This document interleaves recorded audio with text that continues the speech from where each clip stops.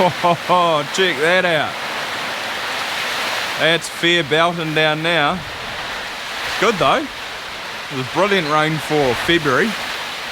Far out. That is pretty heavy.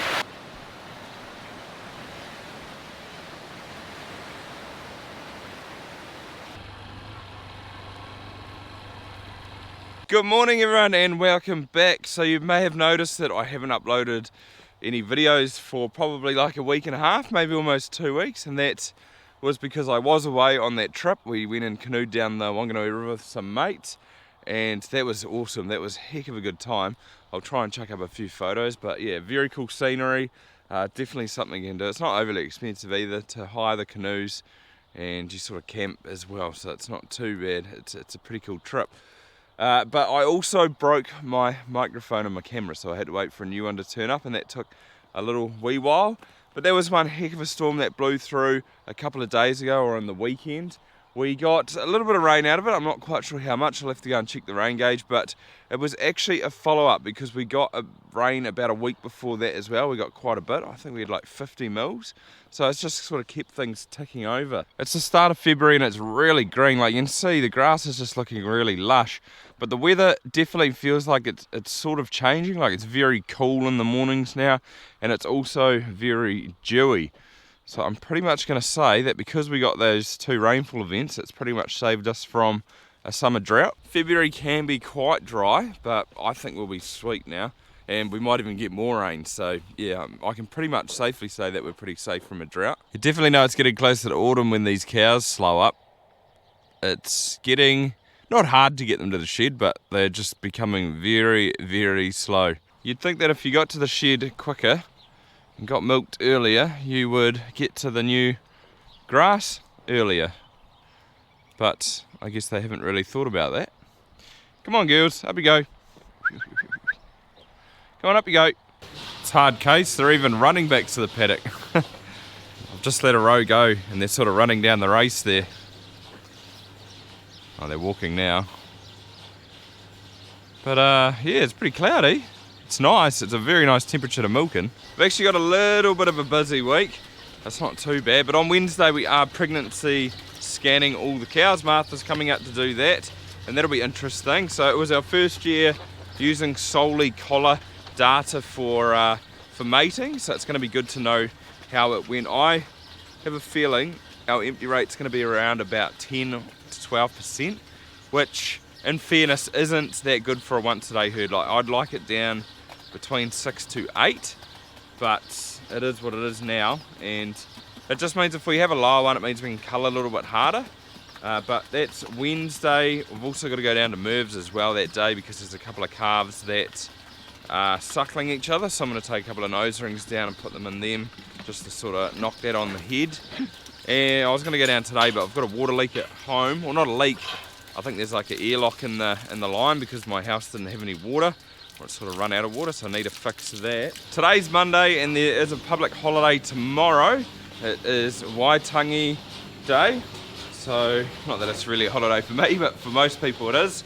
We're going to take the boat out, take the kids out to the lake, go probably put them in the biscuit and do a little bit of water skiing. Something like that, which will be fun. And then on Friday, I have the shed inspector coming to do our audit, our annual audit. So I'm just trying to get everything sort of in shape for that. Hopefully Martha's going to bring me out an RVM because I can't remember where I put it from the consultation last year, which will help big time because that's one of the things I do need. It's just like a sheet with all the drugs and it's signed by the vets to say which drugs we can use. But yeah, hopefully she brings that out or sends me it via email. Would be pretty awesome. So I've got a few things on. I've also made a list on my phone through Minder, so Culls. I've got 10 animals in here already, but what I'm doing at the moment is I'm just going through, or while I'm milking I'm going through and just seeing if there's any cows that I don't like, and I'm just chucking them on the list. So this one over here, 166, she's on it. She got mastitis this year, and this quarter it just sort of never came right again. Like it's always been a little bit swollen, plus she hasn't got the nicest udder around, like the front teats are quite high. So I've chucked her on the list. We had our third herd test last Friday, so all the results from that come through, and it's quite interesting seeing the sow count at this time of the year and which cows are high. But what I'm going to do this year is sort of changing up culling wise. I'm going to cull on what I can see. So I'm just going to put the cows that I want to cull visually down on the list. I'm not going to go off the numbers. What I usually do is I cull like the bottom out of the heifers or the 2-year-olds that come through. But I'm sort of going through the numbers, and some of the ones that are at the bottom are at the top the following year and actually do quite well. So I've sort of scratched that. Here's a 3 tudder. I think she's 125. So she can go in there. I'm not going to keep her. This cow's number 230. She had the mastitis a little while ago in both the front 2 quarters. It's all cleared up now, and she's actually going into the vat. She's all clear. But someone left a comment saying it should be a cow like that, and I totally agree with what they're saying. You do have to be pretty hard if you've got the space to be, and that's where I think, rather than going on the figures, just anything that sort of had mastitis, there are other couple of cows that had it as well at the same time, so I've put them on the list. If we could give them sort of one chance, and then if they got it again, they should be Culls. I suppose you're sort of breeding for it. But she's on the list. She needs to go. Her cell count's also quite high, along with the other cows that had that mastitis. But I think that's everything in here. She's a young cow, so that cow there. What are you? 221. She can go on the list too. She hasn't got a very nice udder. She's already on the list.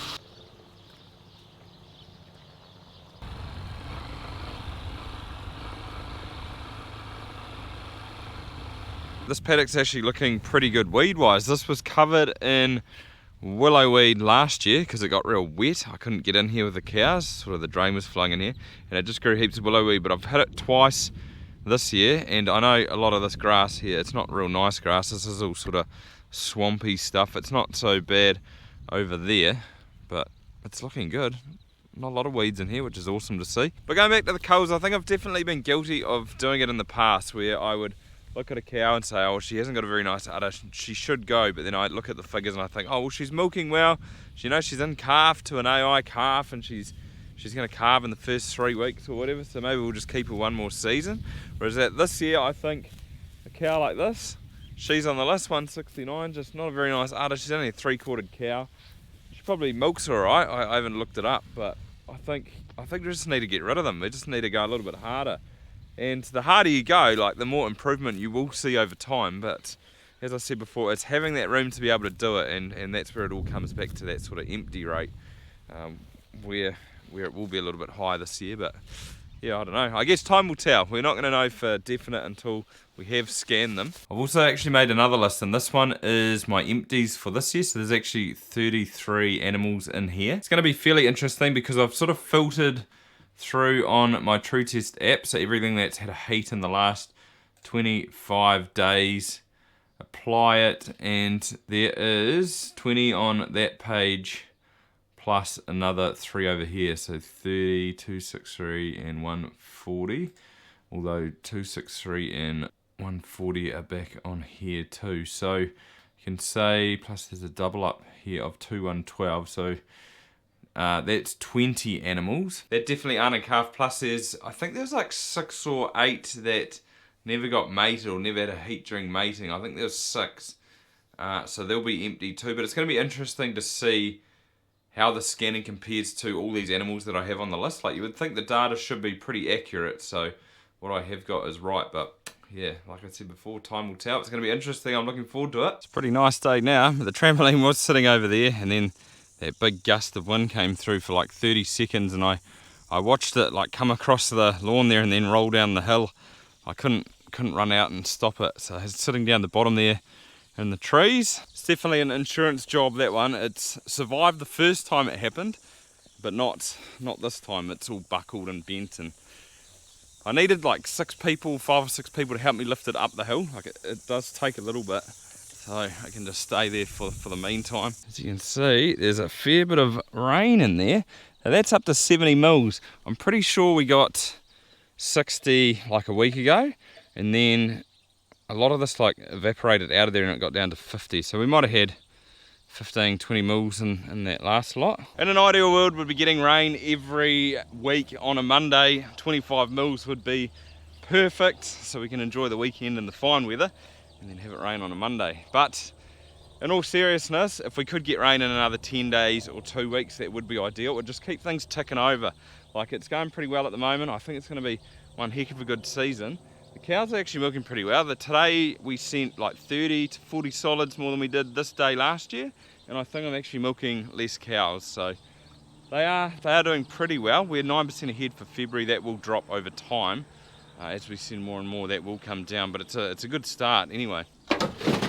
Holly had a bit of a flat battery this morning in the car, so I had to sort of rescue her, get her the ute, or Dad's ute, to have for the day. She had to get Willie to school by 9, but I thought one of the kids might have left the light on in the car, but it doesn't look like it. I just stopped for a little bit of lunch, and it turns out we're actually 5% ahead for the season as well, and it's pretty good to reference it to last season, because last season was the best production we had done by a couple of thousand solids. So if we could stay that 5% ahead, like, that'd be massive for us. That'd be, yeah, like I said, it'll be a pretty good year. My plan's kind of working. I was up to halfway through that panel at the start of January, so I wanted to get up to here and leave 2 panels left for the rest of the season, which I have done. So I could probably start feeding a little bit more maize as well. I have upped it, but I could probably feed a little bit more because I don't want any of this left by the time the new stuff comes in. Did carry a little bit over last year, but I'm a little bit worried where I'm going to put all the new stuff, because I have grown like another hectare. So I want it all gone by the time it comes off, which should be early March. So I'm predicting, or what I've done is I'm saying I've got a month left of this maize, which should be about right. And if I do come up short, which I don't think I will, there's a hectare up on top of that hill which I'll just harvest first. I think it was like an earlier maturing variety, but I'm not sure if it is much ahead of the other stuff. I did have a look at the cobs the other day. So what I'm going to do is I'll pull that off first, but it won't be by much. But what I need to do is pull this big green cover off, and I've even got a little bit of help today. So Mark and Oscar, they're cousins from Auckland, and they've come down to just help me chuck some tyres off, and then I'm just going to pull this green sheet off and fold it up, because it's getting too heavy to sort of pull it up every day. Or I did pull it way over, but yeah, I think it'd just be easier to pull it right out. It's definitely easier than doing it by myself.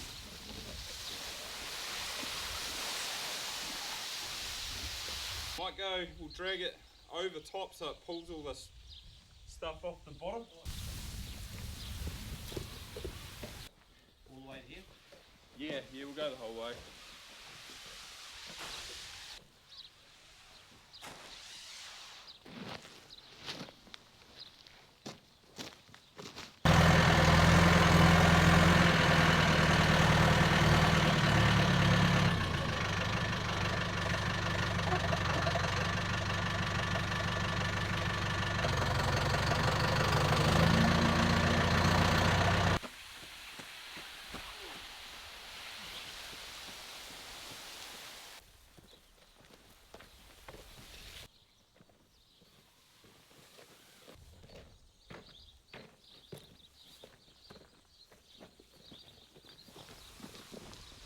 That tidies that up, thank you very much.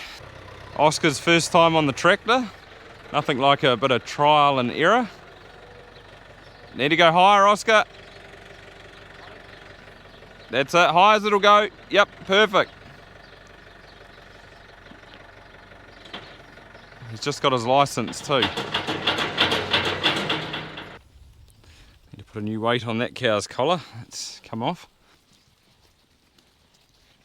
Oh, there's number 82. I was actually looking for her this morning, so I've kept her for like 2 or 3 seasons. Look at the udder on it, just real saggy and droopy. And that's the thing, like, she does milk well, but she really needs to go this year, I think. She probably should have gone a couple of years ago, to be fair. What a day though, it's an absolute bluebird. What a ripper.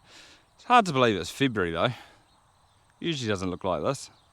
The other big job I had on today was to fix my water problem. So this is the main water line into my house. Fills a couple of like header tanks, which are behind that branch up there. They're just sitting on the roof of the house, and there was no water coming through that line at all. My tanks sort of emptied.